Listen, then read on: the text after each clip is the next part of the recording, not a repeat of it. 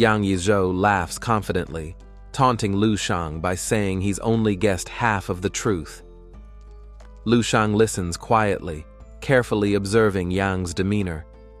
Lu Shang reflects on Yang Yizhou's unpredictable nature, noting how his presence, like his unique natural breathing technique, is hard to read and full of hidden depth.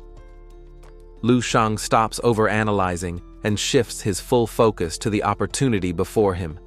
Harnessing his will, Lu Shang begins condensing energy between his hands. Surrounded by spiraling flames, he stabilizes the second stellar core with more ease than the first, thanks to his prior experience. A brilliant fireball forms, more refined and radiant than before. Lu Shang quickly moves on to form a third, fourth, and even fifth core, each one growing in intensity and nearing the level of top-tier miniature suns in the solar divine realm. As Lu Shang gains more control, his understanding of stellar construction deepens. A smile appears on his face, recognizing that he's witnessing the birth of a new, unexplainable phenomenon. Surrounded by golden star-like arrays, Lu Shang realizes that real-world limitations prevented him from dissecting stars this thoroughly before. Now, his mental realm explodes with insight, revealing how immature his previous star vein structures truly were. Several radiant stars emerge from his hands, each more refined than the last.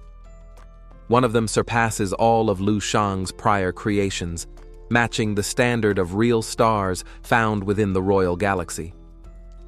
Lu Shang lifts the final glowing star, his expression filled with awe. This star doesn't just radiate energy, it pulses with the wave of life itself. A massive cracking sound echoes as the hardened shell splits open. A fiery creature begins to rise from the fragmented shell, wings of flame unfolding with intense heat. The transformation is fierce and overwhelming, flames spiraling around the emerging form. The phoenix fully materializes, huge, radiant, and majestic. The remains of the shell fall away as it towers above, surrounded by fiery feathers and divine presence. Lu Shang looks up in awe as the phoenix ascends, its brilliance lighting up the sky. He exclaims with amazement at how much it has grown. Lu Shang stands still. The fiery phoenix quietly lands behind him, its claws gripping his shoulder gently but firmly. He turns slightly, noticing the phoenix's calm presence. Its sharp eyes meet his with silent recognition, as if acknowledging their bond. Yang Yizhou excitedly points toward the phoenix, laughing as it spreads its wings majestically. Lu Shang smiles, realizing the creature's full splendor and strength. Yang Yizhou asks if martial arts turned out more exciting than Lu Shang had expected. Lu Shang, now fully engaged and smiling, confidently agrees. His journey has only just begun. Lu Shang smiles softly, nearly calling Yang Yizhou his teacher. He reflects on his lonely path, never having a guide or mentor, and now this unexpected guidance feels oddly comforting. Yang Yizhou encourages Lu Shang to try something different. Standing on rocky terrain, Lu Shang nods and prepares for the next attempt, still feeling the momentum from their last breakthrough. A surge of violet energy explodes around Lu Shang. Massive crystal spheres and floating shards materialize in the air, responding to his new technique. Duan Yifeng, wearing a blue hat and uniform, appears with a satisfied grin. He tells Lu Shang to go ahead and take whatever he needs. This opportunity is his to grasp fully. A glowing hand reaches out and touches the purple crystal sphere. Lu Shang stares at the energy sphere in his palm.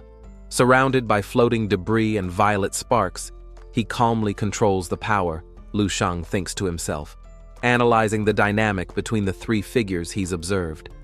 He recognizes that Wang He and Duan Yifeng have clear positions, but Yang Yizhou seems beyond ordinary comparison.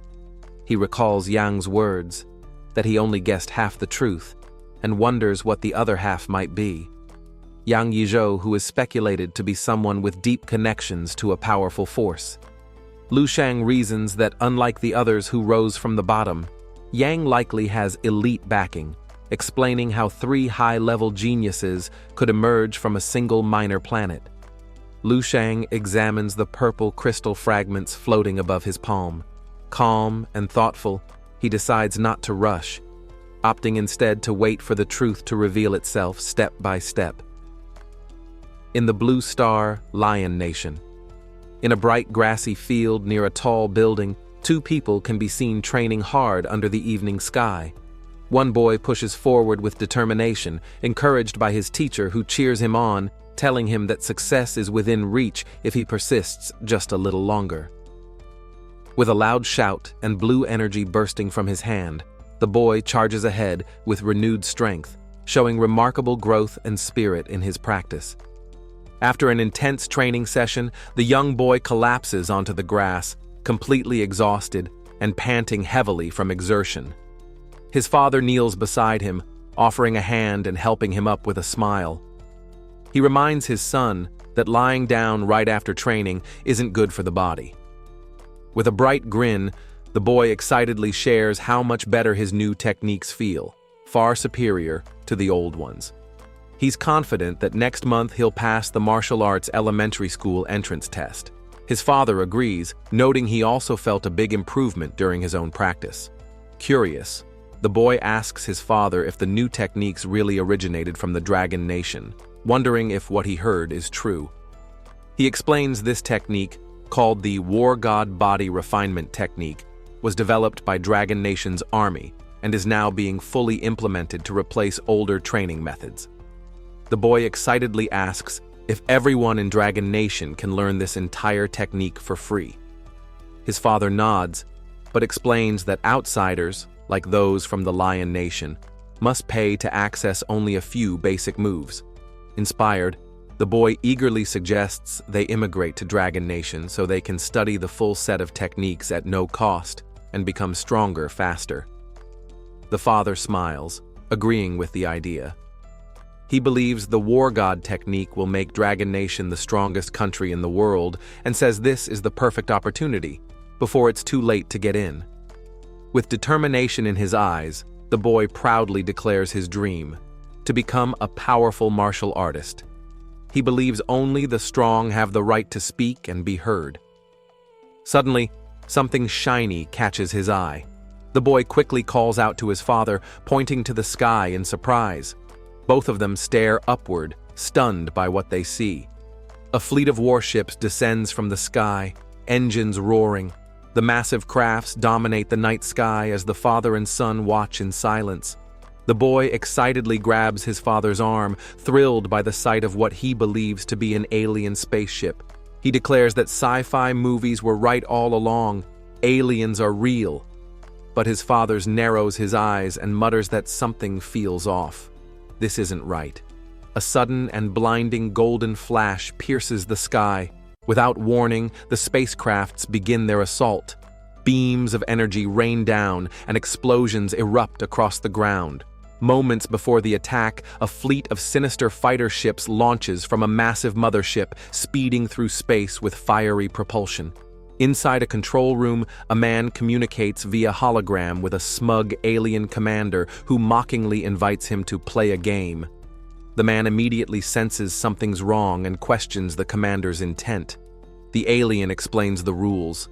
Whoever collects the most victims the fastest will receive a bonus. 10% of the other's spoils. Another figure chimes in, commenting on the massive payout.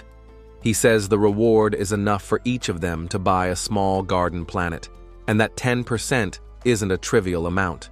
The chubby officer casually slurps his drink, responding with a simple, "All right." The second hologram participant also agrees, saying he has no objections, finalizing the trio's sinister pact. The white-haired alien smugly confirms the deal, stating that if anyone backs out later, the audio recording will be sent to the boss. The officer sarcastically replies, warning him not to regret it himself when the time comes. The alien gazes at the targeted planet with a wicked grin, admiring how beautiful it looks, clearly seeing it as nothing more than prey. Inside the spaceship, the alien gazes out at the planet with cold indifference. He thinks to himself how unfortunate it is for the primitive inhabitants of such a low-level civilization. With a twisted grin and glowing eyes, he mocks the people below, asking if they're ready to welcome the arrival of Lord Evilrack. He tightens his grip on a control lever, fingers glowing with energy as tension builds.